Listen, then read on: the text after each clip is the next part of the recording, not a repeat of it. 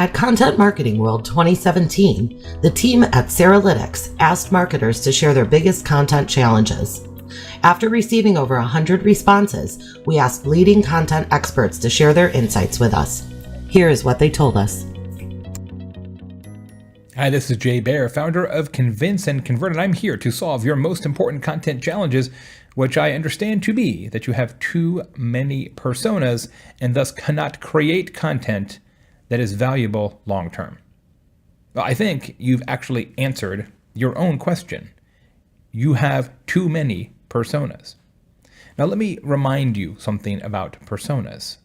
Just because you have a distinct audience segment, just because you have an audience type that is of value to your company, that does not mean that that audience segment, that audience type, that persona has to be addressed with content.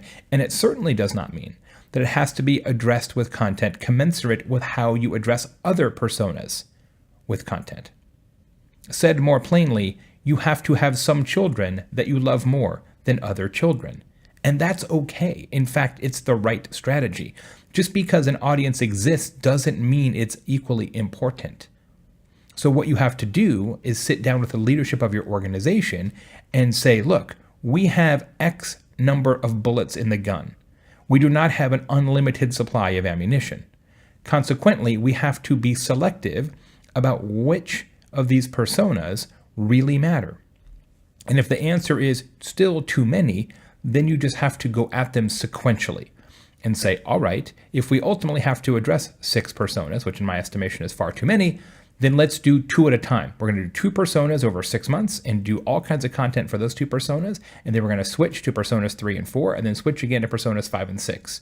Where you get into trouble and where I think you are today is by trying to create a smattering of somewhat random content for a whole bunch of different personas at one time, because what you end up with is a situation where you're never really going deep. You're never really satiating the information needs of any of those personas. You're doing an okay job for too many people.